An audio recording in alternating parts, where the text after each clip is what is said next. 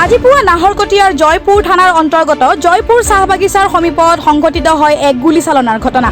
ঘটনাটোত জয়পুৰ আৰক্ষীৰ গুলীত আহত হয় এগৰাকী ভুৱা আলফা। আহত ভুৱা আলফাজনৰ নাম হৈছে বাবুল ডেকা আৰু তেওঁৰ ঘৰ টিংখং ২ নং কচলুপথাৰ বুলি আৰক্ষী সূত্ৰই জানিব দিয়ে। উল্লেখযোগ্য যে কিছুদিনৰ পূৰ্বে জয়পুৰ সাৰদা টি ফেক্টৰীকে ধৰি কেইবাটাও চাহ প্ৰতিষ্ঠানত আলফাৰ নামত দাবী কৰা হৈছিল এক বৃহৎ পৰিমাণৰ ধন, যাৰ ওপৰত আৰক্ষীয়ে অব্যাহত ৰাখিছিল তদন্ত। আনহাতে দাবী কৰা ধন নিবলৈ আজি পুৱা সাৰদা ফেক্টৰীলৈ অহাৰ খবৰ পায়েই আৰক্ষীয়ে বেহু ৰচনা কৰি ভুৱা আলফাটোক জালত পেলোৱাৰ পৰিকল্পনা কৰে। কিন্তু আৰক্ষীক দেখি AS06AD 6760 নম্বৰৰ মটৰচাইকেলখন এৰি পলায়ন কৰিব লওঁতেই আৰক্ষীৰ গুলীত আহত হয় টিংখং ২ নং কচলুপথাৰ নিবাসী বাবুল ডেকা নামৰ যুৱকজন।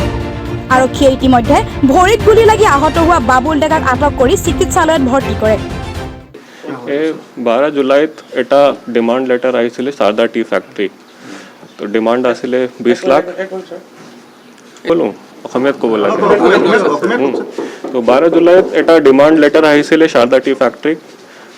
এইটো ডিমান্ড লেটাৰ আলফা নামত আহিছিলে, আলফা স্বাধীন। আৰু আমি গুপ্ত সূত্ৰ মতে এইটো খবৰ পাইছিলোঁ যে আজি সেইটো টকা দিয়া যাব। তো আমাৰ টিম ৰেডি আছিলে। ৰাউণ্ড ৰাতিপুৱা 7টামান বজাত এজন ল'ৰা বাইকত আহিছিলে। তো আমাৰ টিম দেখি এইটোতো জংঘল ফালে দৌৰ লগালে। তো তেতিয়া আমাৰ টিম ফায়াৰ কৰিলে, সি ভৰিত দুখ পালে, এতিয়া হস্পিটেলত আছে আৰু বাকী ইনভেষ্টিগেশ্যন চলি আছে। তিনিখন বাগানত দিছিলে, সাৰদা টি ফেক্টৰী, উল্লা আৰু ধাপি। কিমান টকা দিছিলে ছাৰ?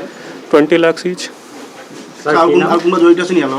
সেইটোতো তদন্তত ওলাব, তদন্ত এতিয়াও চলি আছে আৰু আমাৰ বেচিকলি টিম বহুত ফালে অপাৰেশ্যন কৰি আছে এতিয়া।